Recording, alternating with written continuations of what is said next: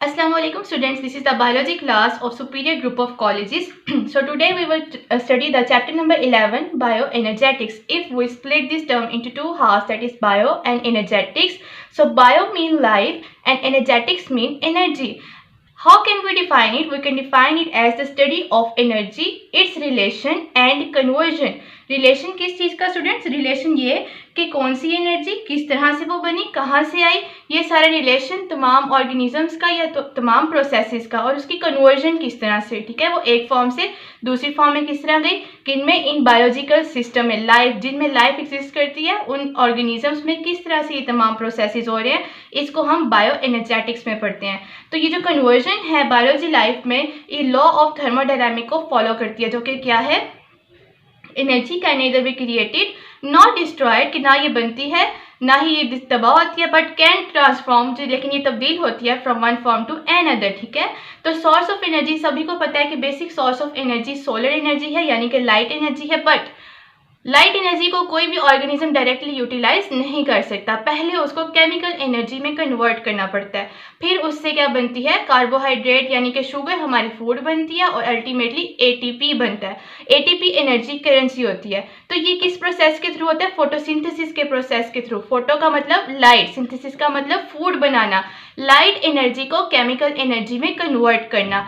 इसमें क्या होता है, एनर्जी पुअर जो कंपाउंड्स हैं, कार्बन डाइऑक्साइड और वाटर, क्योंकि ये ऑर्गेनिक नहीं है, ये इनऑर्गेनिक है, इनमें कार्बन और हाइड्रोजन बॉन्ड नहीं है। कार्बन और हाइड्रोजन बॉन्ड के अंदर जो है क्या स्टोर होती है, एनर्जी स्टोर होती है, ठीक है। तो ये एनर्जी पुअर कंपाउंड है, क्योंकि इनमें कार्बन और हाइड्रोजन एट अ टाइम ना कार्बन डाइऑक्साइड में एग्जिस्ट करता है, ना ही वाटर में एग्जिस्ट करता है। तो जब इनको लाइट एनर्जी मिलती है और क्लोरोफिल की प्रेजेंस होती है, तो ये जो रिएक्टेंट्स हैं जिससे रिएक्शन स्टार्ट होता है, वो कौन से प्रोडक्ट्स बनाते हैं, ग्लूकोज, ऑक्सीजन एंड वाटर। बात आपने यहाँ पे ये याद रखनी है कि फोटोसिंथेसिस का प्रोडक्ट क्या है, ऑक्सीजन, ठीक है। अब जब ऑक्सीजन एटमॉस्फेयर में ज़्यादा आ गया, उसकी एक्यूमुलेशन ज़्यादा हो गई, तो कौन सा प्रोसेस स्टार्ट हुआ, एवोल्यूशन ऑफ रेस्पिरेशन। रेस्पिरेशन का प्रोसेस स्टार्ट हुआ, क्योंकि रेस्पिरेशन फोटोसिंथेसिस का बिल्कुल ऑपोजिट है। फोटोसिंथेसिस क्या है, फूड को बनाना, ठीक है, उसमें क्या होती है, एनर्जी को यूज किया जाता है, ठीक है। बट रेस्पिरेशन में क्या होता है, रेस्पिरेशन में एनर्जी को रिलीज किया जाता है, एटीपी को रिलीज किया जाता है। यहाँ पे ऑक्सीजन जो है इसका रिएक्टेंट है, जो कि किसका प्रोडक्ट था, ऑक्सीजन का, सॉरी फोटोसिंथेसिस का। तो जब इन्वायरमेंट में फोटोसिंथेसिस की वजह से ऑक्सीजन ज़्यादा हो गया, तो उस ऑक्सीजन को एज ए रॉ मटेरियल किसने यूज़ किया, रेस्पिरेशन ने। तो हम ये कह सकते हैं कि रेस्पिरेशन का प्रोसेस इवॉल्व हुआ ड्यू टू फोटोसिंथेसिस, ठीक है। तो ये बिल्कुल ऑपोजिट इक्वेशन आपने यहाँ पे रेस्पिरेशन की लिख देनी है। उसके बाद फोटोसिंथेसिस का प्रोसेस होता है डे टाइम में, लेकिन रेस्पिरेशन का होता है नाइट टाइम में। अब जो एनर्जी बनेगी एट द एंड फोटोसिंथेसिस से और रेस्पिरेशन से, तो वो किस में यूटिलाइज होती है, एनाबॉलिक रिएक्शंस में, ठीक है। उसको तमाम सेलुलर प्रोसेसेस यूज करते हैं, एनर्जी सोर्स है ये तमाम लाइफ का। अच्छा जी, एक कॉम्पनसेशन पॉइंट आता है कि कब क्या होता है कि जो लीफ है उसके अंदर फोटोसिंथेसिस के नतीजे में हमने भी बात की, क्या बन रही है, ऑक्सीजन, और रेस्पिरेशन के नतीजे में क्या बन रही है, कार्बन डाइऑक्साइड। तो एक दिन में दो वक्त ऐसे आते हैं, एक डॉन और एक डस्क, जब सूरज तुलू हो रहा होता है या जब सूरज गुरूब हो रहा होता है, उस टाइम लाइट इंटेंसिटी बहुत लो होती है। तो जो फोटोसिंथेसिस के नतीजे में ऑक्सीजन बनता है वो कार्बन डाइऑक्साइड, ठीक है, वो कार्बन डाइऑक्साइड रेस्पिरेशन, और जो फोटोसिंथेसिस के नतीजे में ऑक्सीजन बनता है वो एक दूसरे के इक्वल हो जाते हैं। तो ऑक्सीजन जो फोटोसिंथेसिस से बनेगा उसको रेस्पिरेशन के प्रोसेस में यूज कर लेंगे, और जो कार्बन डाइऑक्साइड रेस्पिरेशन के नतीजे में बनेगा उसको किधर यूज कर लेंगे, फोटोसिंथेसिस में।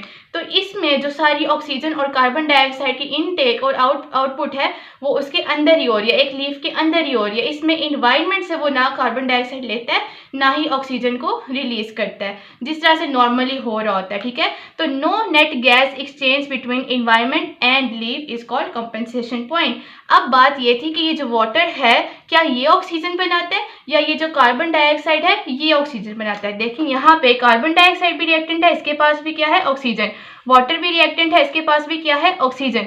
तो क्वेश्चन अराइजेस हियर कि इस ऑक्सीजन ये जो बन रही है ये कहाँ से बनती है। तो नील साइंटिस्ट थे, उन्होंने 1930 में एक्सपेरिमेंट परफॉर्म किए बैक्टीरिया पे। उन्होंने कहा कि अगर हम कार्बन डाइऑक्साइड को यूज़ करते हैं तो जस्ट कार्बोहाइड्रेट बनते हैं, ऑक्सीजन नहीं बनता। लेकिन अगर हम वाटर को यूटिलाइज करवाते हैं फोटोसिंथेसिस में तो कार्बन डाइऑक्साइड के साथ ऑक्सीजन भी बनती है। तो ये उनकी हाइपोथेसिस थी कि जो ऑक्सीजन है वो कहाँ से बनता है, वाटर से। फिर एक्सपेरिमेंट परफॉर्म किए गए। ग्रुप 1 प्लांट में एक ऐसे आइसोटोप को रखा गया जिसका ऑक्सीजन का वेट कितना था, 18 था। O18 आइसोटोप को रखा गया, ठीक है। लैब के अंदर इस हैवी वाटर को बनाया गया। रिएक्शन सारा वही था फोटोसिंथेसिस का, बस ऑक्सीजन जो वाटर में रखी गई ग्रुप 1 प्लांट्स में वो कौन सी थी, आइसोटोपिक O18। उसके बाद जो रिजल्ट में हमारे पास ऑक्सीजन बना वो भी क्या था, O18 था, ठीक है। फिर ग्रुप 2 प्लांट्स में उन्होंने क्या किया, उन्होंने कार्बन डाइऑक्साइड में जो ऑक्सीजन रखा था वो O18 था, वो आइसोटॉपिक था।